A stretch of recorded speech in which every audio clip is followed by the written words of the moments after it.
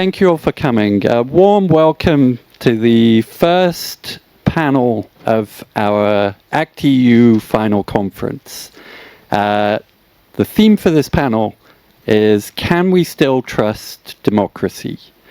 So I am hosting this panel. I'm Alex Hartland. I'm a postdoctoral researcher in political science at the University of Saarland. Something you may notice about this panel, it is also a live polling panel.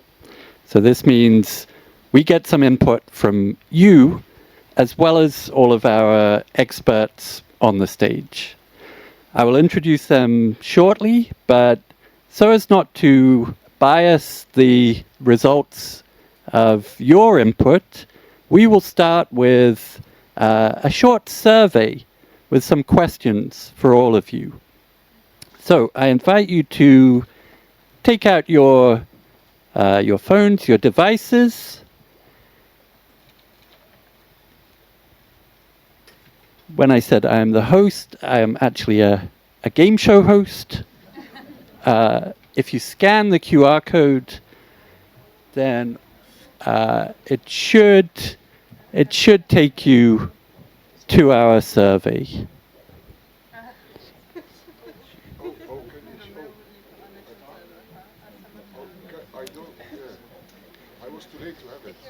So in case you missed the chance, the QR code, it's still there on the left of the screen, a little smaller, but still there. If you're at the back, feel free to move forward. Ah, lovely. We see lots of results coming in. In case you can't read that first question, or maybe it's on your phones already. It's on the phone. Okay. Thank you. Okay, just a last couple of responses to the first question. And let's move to the second question.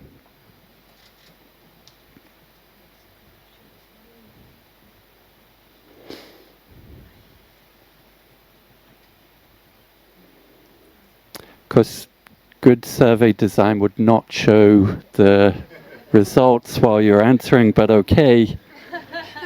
It's not a representative sample either, but okay. So, interesting so far, these results. Okay, so we see some quite high scores here for the EU. That's very good. Okay, then we have a third question. Let's move on to that one.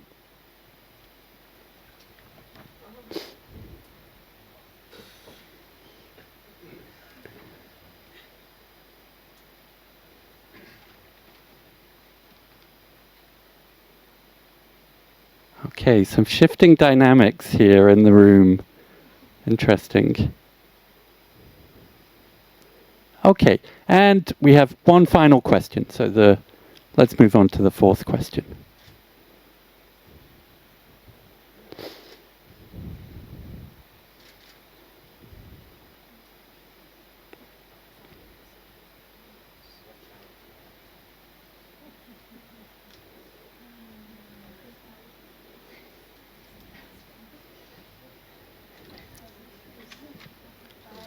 Okay, very good. Thank you all for your participation. So let's go back just to double check the answers to the first question. So trust in your government. Thank you very much. This is also where I need better eyesight than I have, but this looks good. Thank you very much. And so we see there quite high levels of trust, I would say. Most people responding with 4 for trust in your national governments. How about the second question, and trust in the EU? And again, even slightly stronger, perhaps unsurprising in Brussels.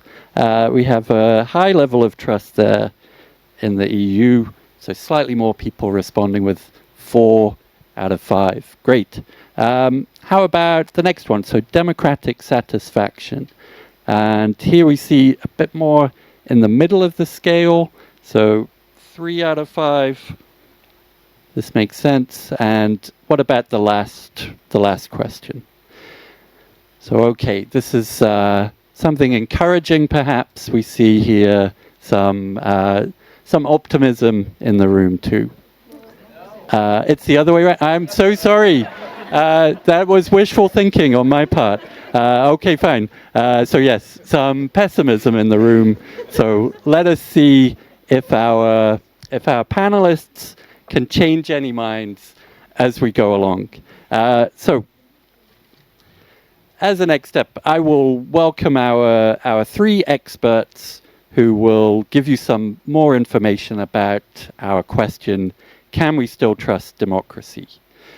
To my left, Professor Sofie Marien. She is a professor in political science at the University of Leuven, specializing in democratic innovations, political behavior, political psychology, and comparative politics. She is also a member of the ActEU Scientific Advisory Board. To her left, Anthony Zacharzewski. He is the co-founder and president of Democratic Society, working across 31 countries to build democracy and improve citizen participation. He previously worked as a senior civil servant in the UK and a local government officer. And to Anthony's left, we have Valerie Frey. She is the head of division of governance indicators and performance at the OECD Directorate for Public Governance. She also oversees the OECD Trust Survey. So highly relevant, I think, for this panel, all 3. Please join me in welcoming our 3 panelists.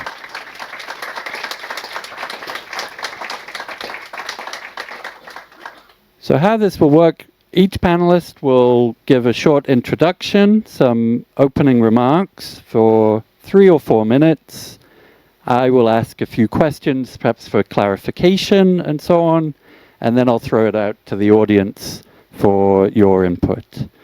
So without further ado, Sofie Marien, over to you. Good morning, everyone. If I have to answer the question about trust in democracy, I think quite frankly that democracies are not delivering today. And people are, if you look at the surveys, if you look at survey data, that many people are dissatisfied. And I think they're right to be dissatisfied. A very important clarification to that is that trust in democracies is not declining everywhere. It's not at a historical low. That is a misconception that is very widespread, that you hear a lot. And the ActEU research and also other studies clearly show that that is not the case. But even though trust is not historically low or it's not declining everywhere, what is true is if we look at the survey data, that the data that we saw here in a poll is now representative of the general public, in the sense that people are more dissatisfied and more distrustful of democracy. So this dissatisfaction is real, and that is a reality that we need to confront. And I think research gives us really clear insights about what this means for the future. We know from research that trust is very closely connected to trustworthiness. So if we want to have people, if we want them to have more trust, what we need to do is we need to have institutions that are more worthy of trust. So in that way, we shift the responsibility from citizens that need to trust more to institutions that need to behave in a more trustworthy manner, to political actors that need to behave more trustworthy. How do we do that? There is no quick fix to do that, but I want to propose 2 things that I think will help us move forward towards more trustworthy institutions. And the first thing I think that is really important is that we reclaim democracy. What do I mean by that? Well, if you look at survey research, many citizens understand democracy as majority rule. about elections, majority rule, responsiveness, while democracy is also about minority protection, about the rule of law, about independent courts, pluralism. And it's not that odd that the public thinks in that way, because if you look at the discourse, for instance, in the media, in politics, it's a lot about who wins. You have this very clear also horse race narrative. Everything is a race. Who is the winner? And I think this is really problematic, because when democracy is reduced to majority rules, then leaders can say, we speak for the people. And civil society, journalists, courts, they're all portrayed as obstacles to democracy rather than the safeguards they are, as for instance, Anja Neundorf has also argued before me. So I think we really need to move away from this majority thinking of democracy, and we need to actively defend a much broader, richer concept of democracy that is not just about winning minorities. I think that's really, really important. And then secondly, what I think we also need to do is we need to reclaim the internet for democracy. The internet was once seen as this democratizing force. It's maybe today hard to imagine, but when you go back to the end of the 20th century, there was this huge potential of all information would be available. We would be able to speak to people in different countries. We would be able to have all of these conversations, dialogues. And today that has not happened because of platform design choices, economic incentives, weak regulation. We already talked about that in the keynote. You see actually that the internet, social media is often undermining democracy rather than strengthening it. But at the same time, what we also really see is many promising examples of digital tools that inform people, that empower people, engage them, that increase transparency, that increase democratic performance, that support meaningful participation. And I know many people in the room are working on that also, including myself. So I believe if we can reclaim the internet as a democratic space, if we can go back to that original promise, and I think we can, and if we manage to reclaim democracy in this broader sense, then I'm actually cautiously optimistic that in 10 years' time we can tell a more positive story about democracy than we can tell today. Okay, so very interesting opening remarks there. It sounds like from what you're saying, you see this, any change that could come somewhat as a top-down procedure rather than a bottom-up process. Is that a fair summary, do you think, or do you see also some bottom-up element to these forces and trends? I think the responsibility and the power is both top-down and bottom-up, in the sense that I do think, indeed, governments, media, policymakers, they all have this responsibility to defend democracy, to broaden the scope beyond this majority thinking, to develop and use digital tools to inform people well, engage them, for sure. But I also think as citizens we can do a lot. For instance, this morning was the example of local media, that good information is not free and we should pay for that. And I think also as citizens we have a responsibility, and we also have power to change things and to do things. And I actually think everybody in the room, so really thank you for asking that. That didn't fit in my 3-4 minutes, but at some point in my opening remarks I also said, like, I think it's all of our responsibility to really actively defend democracy, also this rule of law, this independent courts, because democratic backsliding, often when we think, for instance, about fascism, that's the endpoint that we think about. But before we entered at that endpoint, there were a lot of steps that we took to get there. So like democratic backsliding, the research shows that goes step by step and small steps at a time. And every step, it's really important that we challenge and that we all, I think we all have a responsibility there to do that. Okay, great. Thank you very much. I think that's a nice lead-in actually to our next speaker, Anthony Zacharzewski, Director of Democratic Society. So I'm going to hand over to him now for his opening remarks. Anthony, over to you. Thank you very much. Thanks very much. Can you hear me better that way? Yes. Okay, good. Well, can we trust democracy? I have very good news for you. Yes, we can. I also have bad news for you, which is that we can't. And that's because democracy has multiple faces. And I think you can definitely trust the ability of citizens to come together and have a good conversation, deliberate over good information, and come up with conclusions that are inspiring and interesting, because I've seen it happen over 20 years of my career. However, I also understand that trust in democracy is also a portmanteau word that includes all ideas around, can we trust what the government are doing? Can we trust our public institutions? Can we trust the media? And all of those pieces fit together into democracy. So we can trust and we can't. But I think what's important in terms of building that public understanding and that public participation in democratic processes is that we create the conditions in which people are not cynical.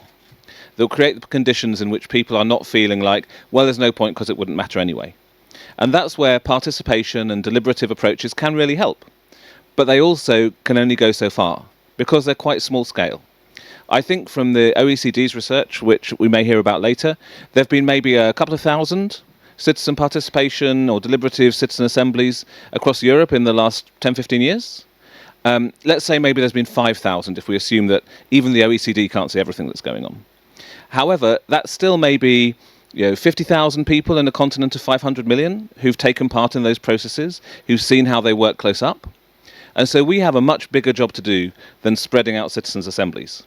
We have to do much more to bring a wider group of people into those democratic conversations, and that can be all through all sorts of different approaches, whether it's by supporting representative democracy, whether it's by building broader digital participation tools, things like participatory budgeting, things that you can do online, or, as Sofie has said, just by reclaiming democratic spaces on the internet. Because one of the most critical things for me about trust in democracy right now, today, is that we are facing a huge amount of headwinds, not just on facts, but on the concept of facts. We're facing challenges not just on, is this version true or is that version true, but what does truth even mean? And I think unless we can get past that, unless we can build in people the confidence that someone knows something, that not everything is up for grabs and there's no possibility of ever knowing the truth, unless we can get past that, we will really struggle to rebuild trust in anything, not just democracy, any level of government, any institution, anything. And so for me, the important part is not just reclaiming the internet, it's also reclaiming the social conversation. It's understanding how can we build the networks between people and the connections between people that can make them trust each other, and how can we ensure that government is delivering.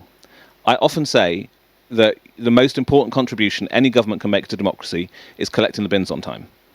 Not because that's the most important democratic thing that you can do, but unless governments are seen to be delivering, then we'll not be able to get people to trust that the institutions of the state, which are the guarantors of democracy, at least in Europe, are going to be able to do what they need. And today, those needs are changing. They are not the same as they always were. The need for security today is much higher, much more present in people's lives than the need for the bins being collected on time. Not that you have to choose between them, but we have to acknowledge that people seek security, that there is a moment where they feel unsafe right now. 2/3 of Belgians say that they feel unsafe, that they feel under threat from terrorism, from Russia, from war, and that's a much higher number than in the past. So unless we can also create the conversations and the institutions that can address those needs, that can make people feel like that is happening, then we are really going to struggle. So my last point is, we need to make sure first that our institutions are working effectively. They have open democratic processes, but also that they're delivering effectively on security, on public services, and on giving people a sense of agency to make changes in their lives.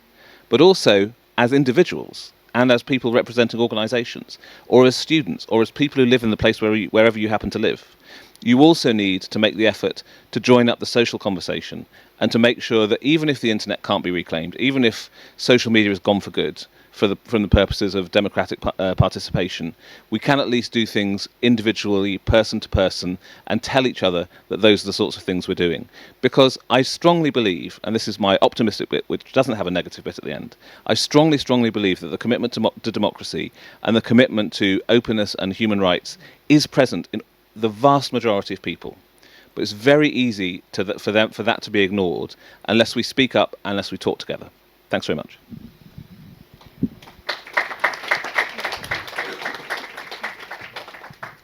Okay, very interesting. Thank you, Anthony.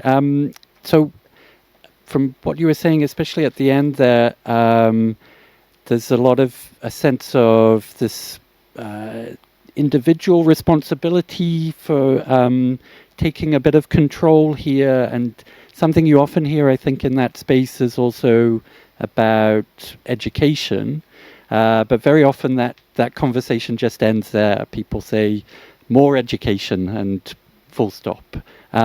Is there something a bit more specific you think in that direction? I think the most important part is actually the associative element of it. I don't think you can just rely on individuals to fix democracy by themselves, because the machinery of the state, the machinery of finance, of companies, of other institutions is much more powerful than any individual could be. We have to understand, how do we build the associative life, which doesn't have to be through political parties or political organizations like trade unions, but how can we build that in a way that is pro-democracy? So our work at Democratic Society, particularly in the context of the projects that we're doing with 112 cities across Europe on climate change, the project that we're working on with the European Commission to build networks of participation and participation expertise, all of those are designed to build that associative infrastructure, that kind of democratic infrastructure, which starts in the places where people live, but can also start online. It can be like a community of people interested in a particular issue. And I think we've missed, because the internet has driven us so much into kind of the Facebook algorithm, I think we've missed the opportunity to create online and in-person spaces that can give that associative feeling and can make people feel like they are doing something social, something civic, even if it doesn't have a vote, even if it's not about politics. Okay, terrific. So something else Anthony touched on during his remarks were the historical trends that we often think about and need to think about in this space. And so I think this is also a good opening to move to our next speaker, which is Valerie Frey from the OECD. So I'll hand over to her for her opening remarks. Thank you, Alex. Oh, this one doesn't work either. We've got one microphone. Testing? Yes. Okay. Thank you, Alex. Good morning, everyone, and thank you so much to all of the organizers for putting this together. This topic is obviously incredibly important and timely. And as I prepared for the panel, I was thinking about this guiding question of, can we still trust democracy? And I also have an easy answer, which is that we have to. We must. This is sort of, undergraduate political science, but we know, particularly sitting at the OECD, which looks outside of Europe, that democracies just perform much better than non-democracies in a lot of outcomes that matter for people. Even if things aren't going well, even if we all have very justifiable complaints, democracies do better than non-democracies in ensuring people's well-being and personal liberties and opportunities on average. So we can't overlook all the problems that we're all very aware of, but it's just sort of something to keep in mind that these are institutions that are worth fighting for. And the low trust that we see is actually a really critical feature of democracy, right? This is part of the feedback process. So throughout history, governments have experienced dissatisfaction from the public, they've listened to people, and they've reformed to do better. So I think we need to think of this as sort of a standard part of the democratic process that we all know and that we should continue supporting. So I think I have a slide. Could we get the trust slide up? I'm going to be sharing some results from our OECD survey on drivers of trust in public institutions. There it is. This is a survey we've been running every 2 years since 2021 across participating OECD member countries. It's a representative sample in each country we run in. And this survey is looking not only at indicators of trust in different institutions like the national government and the local government, the judiciary, the police, and so on, but it also has a whole battery of questions looking at different governance factors that may drive or at least significantly correlate with trust in government. So we get these sort of top-line indicators, but then we're also able to look at associations in the data with how people perceive different parts of government. So you can see here, the results are not very dissimilar from the results we just had in the survey, I think, right? So about just under 4 in 10 people say that they trust or strongly trust their national government, and just over 4 in 10 say they do not trust or they strongly distrust their government. So we see quite a bit of skepticism here. I'm sure no one's surprised by this. And we then go into the data and say, okay, what's driving these results? What are the sort of the most significant covariates with trust in government? And one of the biggest ones is this skepticism about whether governments can deliver on complex long-term issues. So we see that fewer than half of respondents believe that governments can address complex issues like regulating AI effectively, balancing intergenerational interests, or meeting climate targets. And I think we can all probably think of a few non-democratic countries that can deliver very well. They can collect the trash, and they can, create favorable conditions for growth. So why do we think that people still want and care about democracy? And the answer is that it's not only these outputs that matter. It's not only the delivery of governance, but it's the way people experience governance.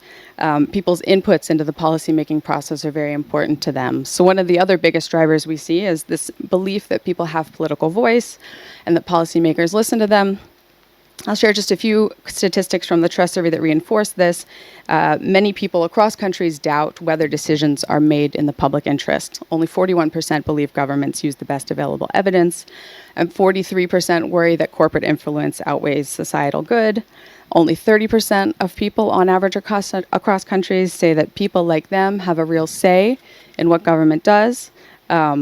After voting, the most common form of political engagement is creating and signing a petition. And only around 1/4 of people are doing this on average across the 30 countries we survey.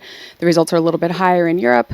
Looking at public consultations, 10% say they've participated in a public consultation, and 16% report posting or forwarding political content on social media, which is a pretty low effort task, but still, maybe somewhat surprising, somewhat low results. So we see this real yearning for government to listen, and democratic values for shaping decision making, right? So we think it's really important in our work, beyond thinking about effective outcomes of governance, thinking about how people can be better integrated in the process and ensuring that governments are actually listening when formulating policy and delivering.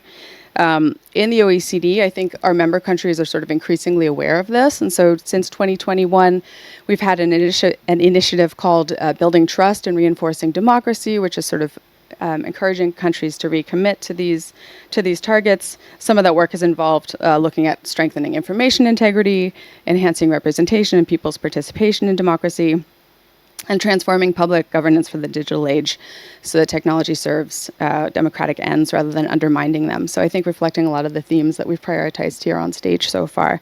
So hopefully we can all continue to work together and work with governments to help address some of these challenges and make democracy still be very meaningful for people.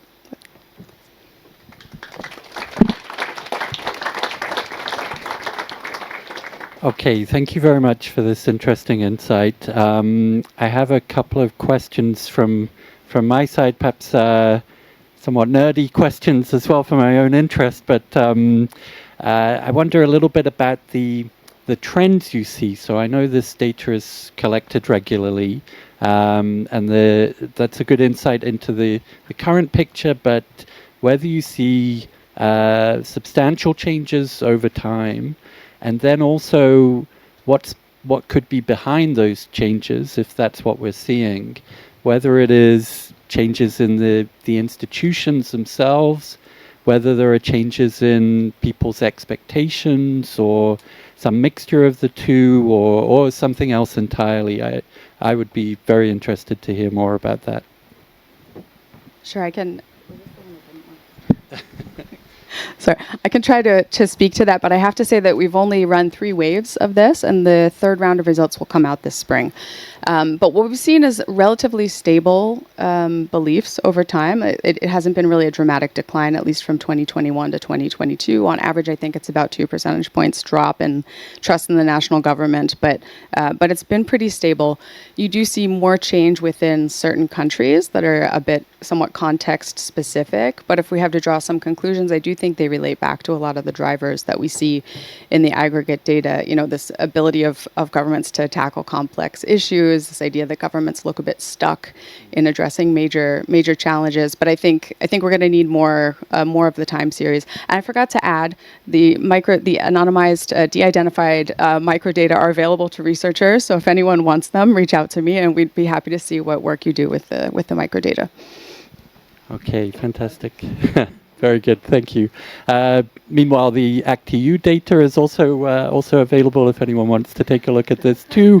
Might be a good complement, I think, to some of the OEC data, make a good point of comparison also.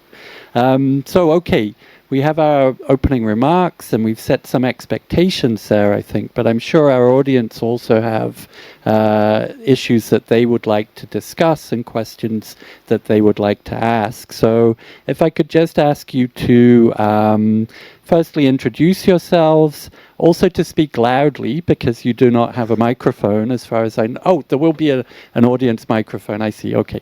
In that case, just introduce yourselves, try to keep your question as brief as possible so that we can fit as many in as possible too. So I'll invite questions from the audience.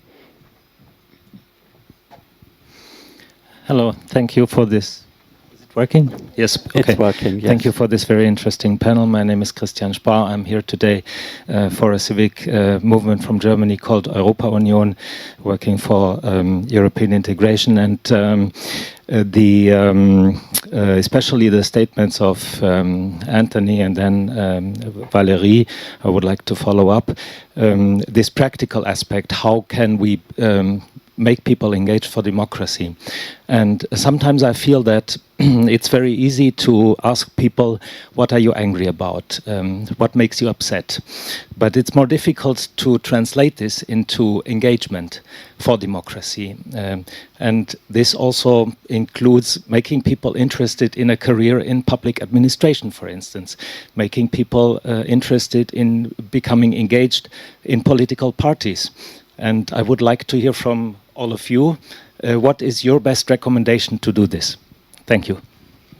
Okay, thank you very much for this question. Let's respond straight away, and we'll go along all of the panelists. Anthony first, sure. Thanks, Christian. So I think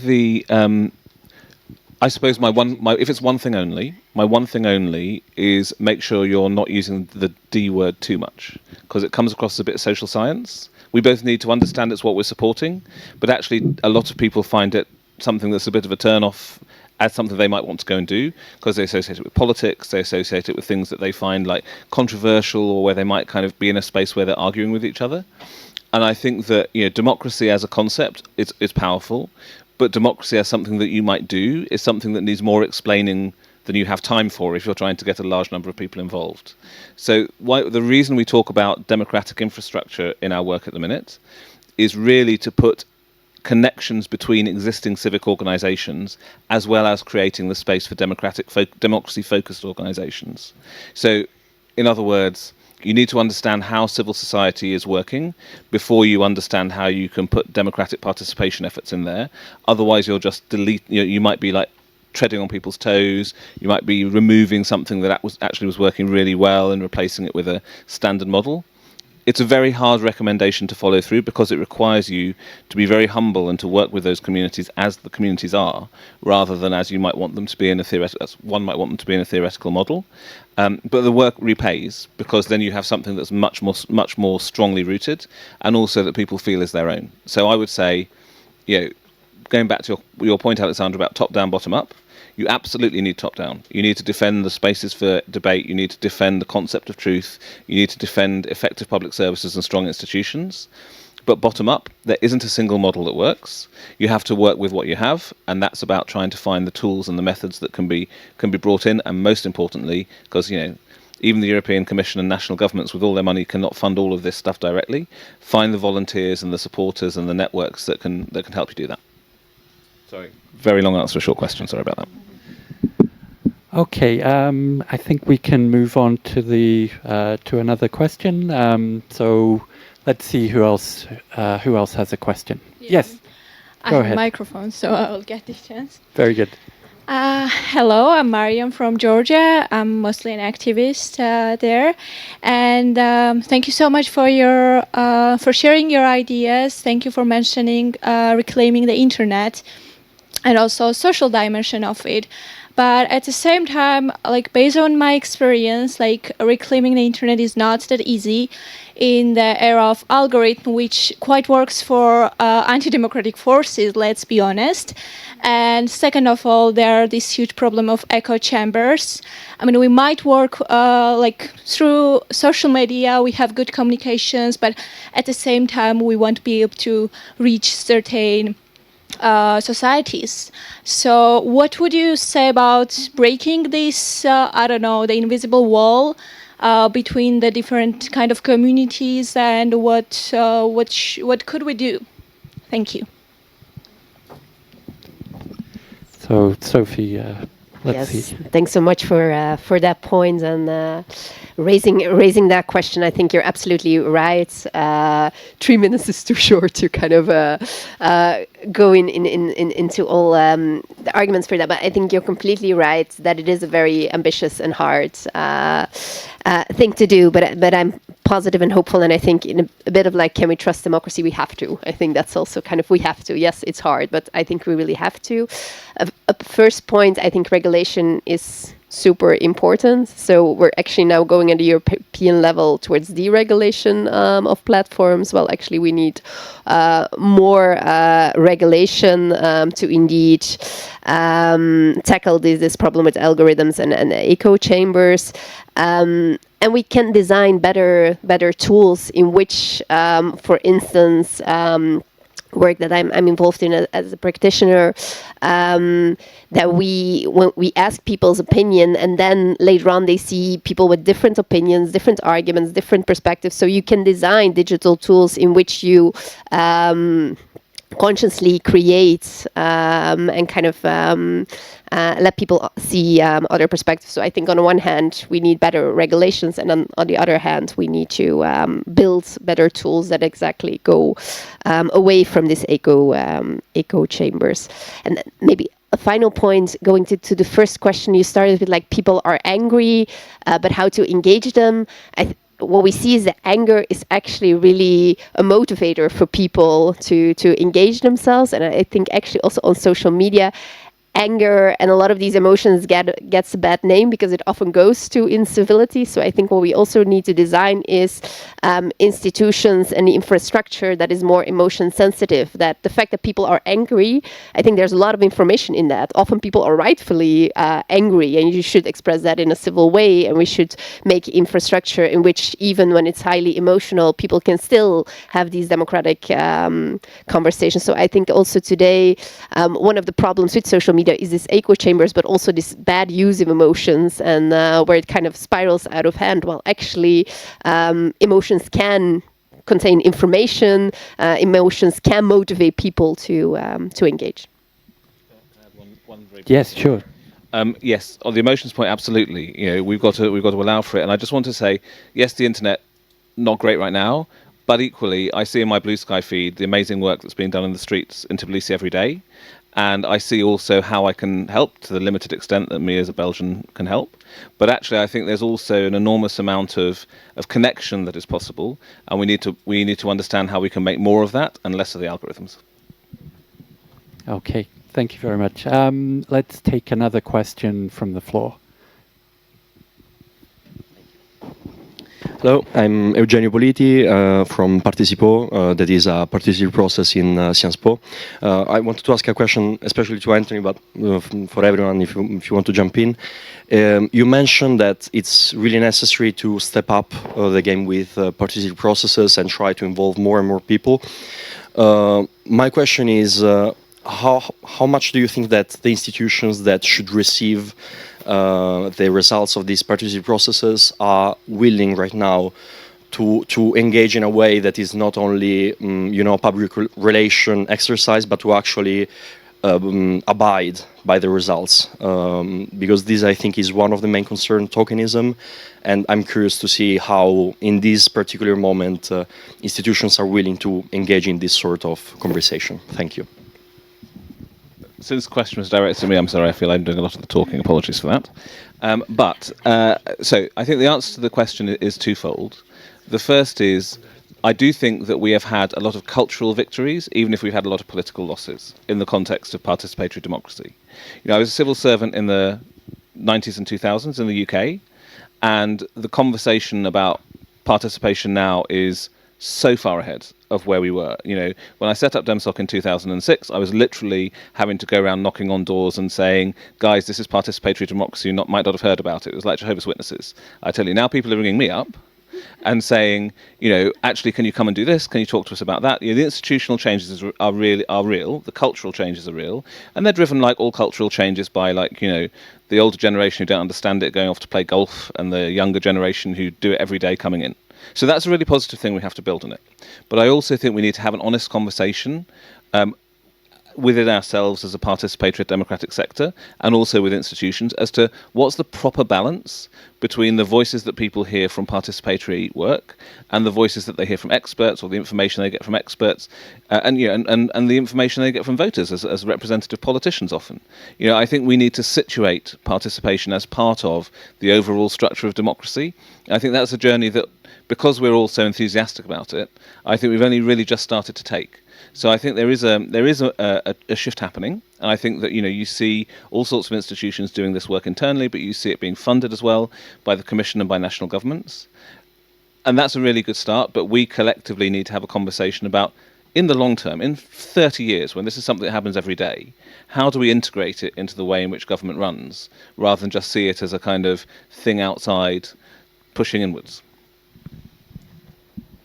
Very briefly, I think intentions is one part. Are they willing? And there was also this morning, can we trust citizens? And I think that's part of it.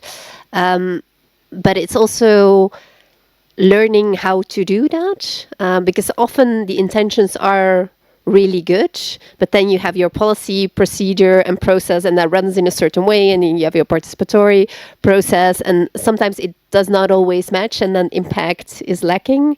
So I think that's also something that we're learning. But I think, tokenism is something to be very cautious about, and in my work as academic and practitioner, that's always one of the first questions I ask, what are you going to do with that, and how are you going to use it, and maybe not as this question, but this question, because that is something that you can use, because we know from the research that I've done, and other people in the room as well, is that if there is no impact, then actually you're losing trust and you're not building trust. That's very clear. Valerie, yes. Thanks. I would also broaden too, and I think this goes back to another point that was made. I think we can also broaden too and be a bit forward-looking in thinking about all the different ways that governments can gather information from people. I mean, online consultations, but even the type of survey work that we're doing on trust, that governments are doing on trust. About half of OECD countries run user satisfaction surveys to see how people are experiencing government, basically. And so I think there are a lot of information that's available or can be easily and collected at low cost, both to governments and to citizens. That is really useful, and I think that should be better integrated into the policy-making process. A lot of governments aren't using this information systematically. So we absolutely need to invest and have space for dialogue and these conversations. But we should really be thinking, I think, in many different ways about how we can really take the pulse of people, how we can do it regularly, how we can do it at low cost, critically, at this moment of time, and make sure that these results are really fed back into the policy-making process as quickly as possible to even address and prevent problems before they arise. Okay, thank you very much. So we'll throw it back open to the audience. Time for a couple more questions, I think. Yes. Thank you. Agnès Hubert from Gender 5+, which is a European feminist think tank. My question is simple. It's not. The answer should not be simple. Are political parties dead? I mean, a few years ago, I was working in Commission, about 15 years ago, and we did a report on youth, and the data was very clear at the time that, young people were not sort of joining political parties, but they were joining causes, right? They were joining sort of political action, collective action on issues, right? This is not a way to build democracy as we've been sort of taught with the Montesquieu and so on, the representative democracy. So, if political parties are dead, what are we going towards? Sorry, it's a very vast question. Very interesting to deal with as well. So we have a few interested parties on the stage. So I think Sofie maybe can kick us off. Yes, that was also actually what I was thinking related to the first question. Like what we clearly see is that participation has completely changed. The way in which people want to engage has completely changed. If you ask a question like how to engage people in political parties, that is a really hard question because indeed what we see is that people want to engage on topics that they care about, often for a shorter time and not always this long-term commitment, this more structural ideological commitment, which sometimes led people to say like, oh, people are not engaged, you cannot count on citizens, but the way in which citizens want to be engaged has changed.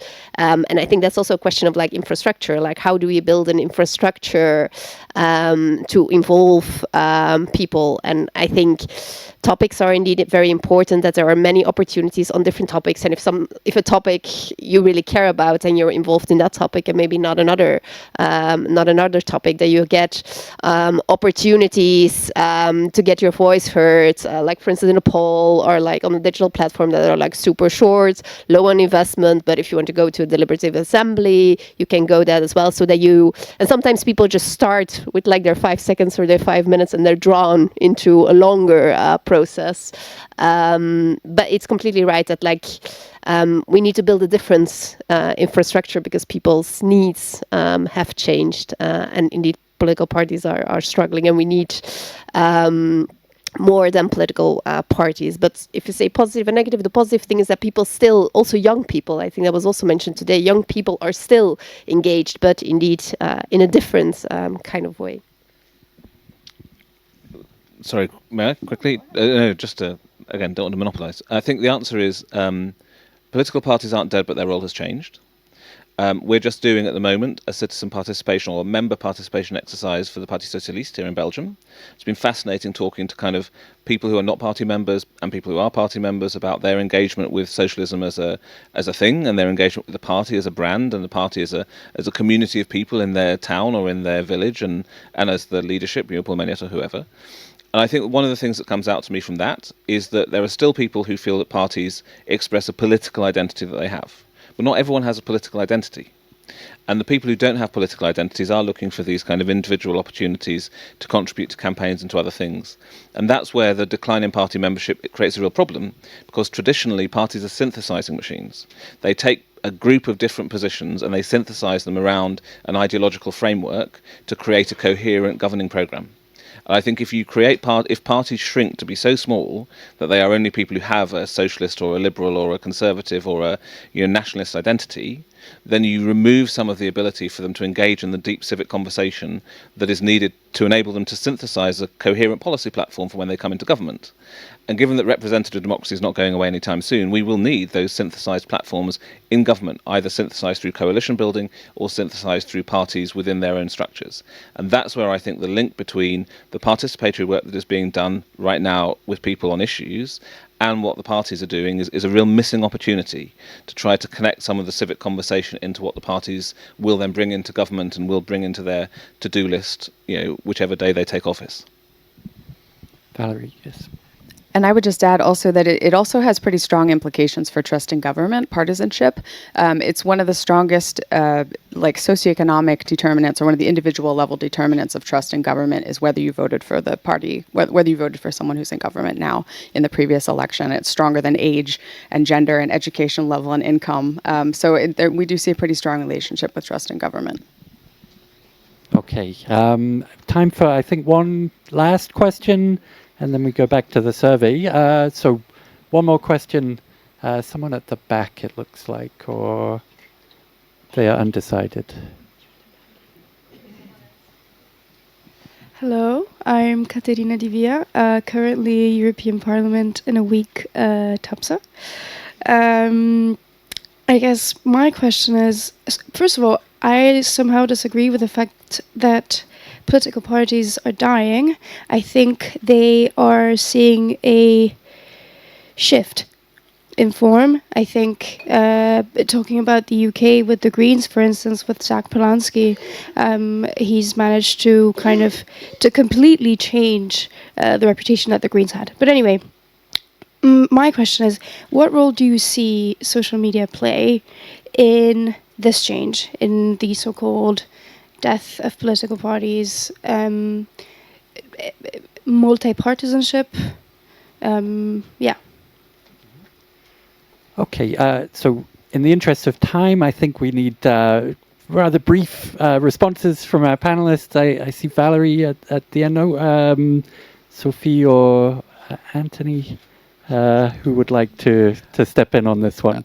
Well, social media is a sorting machine. It helps you find the people who are interested in the stuff you're interested in, and that makes it very, very good for campaigns, and quite bad for parties, except for those people who think that their party identity is their core identity. I don't think social media has killed off parties, and I think that Zach Polanski is actually, I mean, you can hear from my voice, I'm British as well as Belgian and Polish and like mix of European things, but the Zach Polanski is very similar to the Corbyn effect a few years ago, is very similar to lots of other movements that have really energized people to take, to do something for a moment. The question is, can they continue to energize people to do something over and over again, particularly when the electoral system in the UK is particularly difficult for third parties to enter, and when the Greens will lose the vast majority of the seats they stand in 2029, unless there is a real kind of sudden shift and the Labour Party disappears.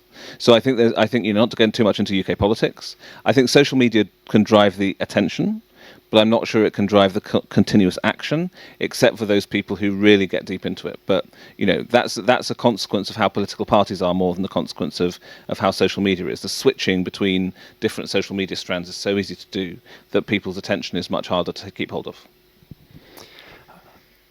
So, okay, I think then we move on to the final step of our panel today. In case there are other questions, I did see a few other hands raised, but I'm sure our panelists will be around after the panel, so please feel free to have further conversations. So we go back now to our Slido, and I invite you to genuinely reflect, to try and forget the previous answers you gave. I know it might not be easy, but to forget the previous answers and genuinely reflect on the conversations you've heard here. And through that lens, give an honest response to the questions you see on the screen. It will be the same 4 questions again, but it will be very interesting to see if anybody has changed their mind or if there's been any influence from the expertise that we've listened to. So again, if you scan the QR code, and there we see the results starting to come in. So this first question, trust in your national government, and where previously we saw, I think, about 31% giving a score of 4. That is now slightly higher, but I have a feeling that the 5 out of 5, so the complete trust, I have a feeling that has gone down slightly from the previous round. So it may be that some of the churn underneath these results means that a few of those 5s have in fact moved to a 4. Let's move on to our second question.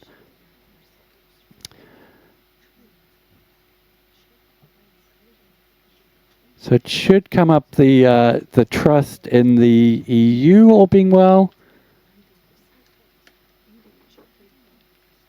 If it is available.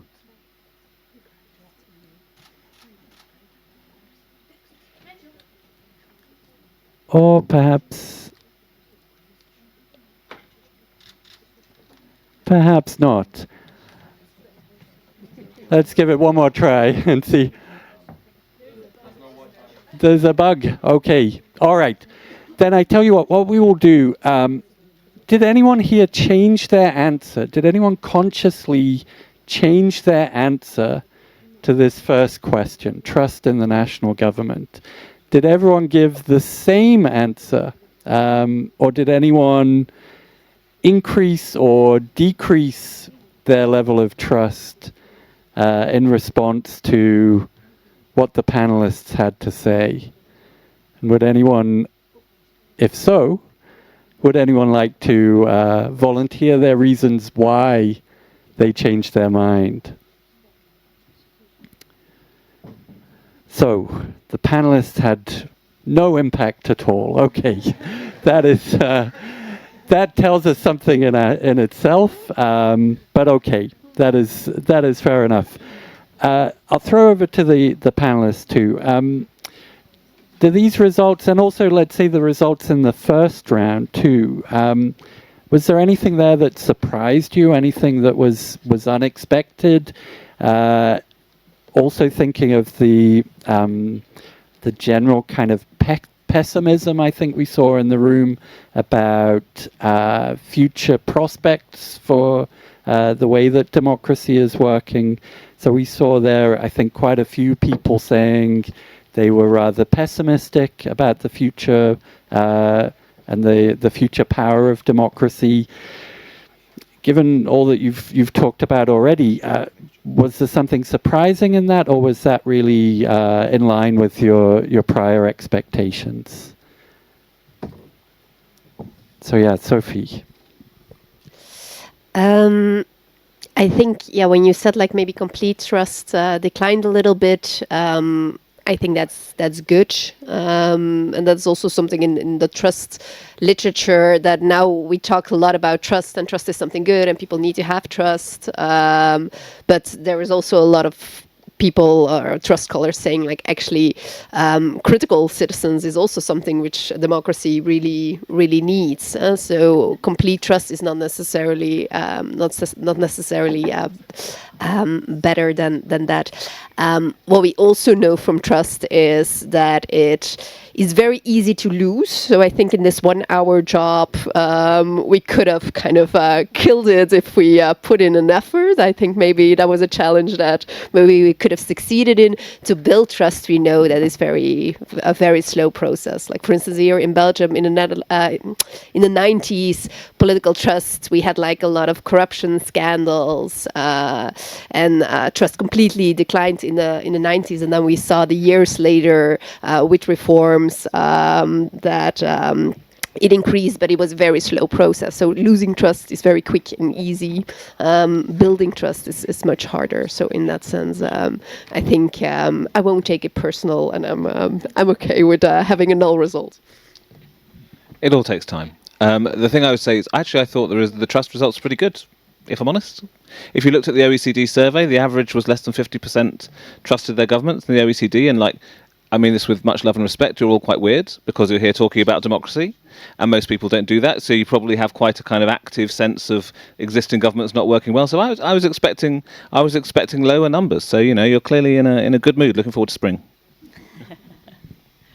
Yeah, I'm not terribly surprised either, I guess. And also we know that perceptions and attitudes are really quite sticky and very slow to change, even over time and even in response to lived experiences. And it's not like we had sort of a uniform information treatment up here where we could see what are the effects of we're all making very different points. And I think there's a lot of cause for optimism in the room. I think we've heard a lot of great ideas and concepts and ways to save democracy. But also, I think we're all very, very aware of the shortcomings. So I'm kind of not surprised that we didn't see a lot of movement in this discussion. Oh, yes, we maybe have one comment at the front, just quickly. One direct question on this Slido. Maybe there's also a link between the trust and justice system. Oh, just with the microphone would be great. Thank Thank you. One comment on the Slido. Maybe if there are figures, I don't know if it exists, the trust between the justice system and the democratic system. Because when there is no trust in the justice system, there is less trust in the democratic system and vice versa. So do you also have figures on this topic? We do, yes. And it varies across country, but on average across countries, actually trust in the judiciary is higher than trust in most other institutions, and certainly higher than trust in the national government, which is rated lower than local and regional governments as well. So across OECD countries, most people are reasonably confident in the judiciary, but it varies across countries, yeah. Okay, so that brings us to the end of our discussion. I want to thank you all very much for being here. Thank you all for the interesting questions, and also please join me again in thanking our panelists for their excellent answers.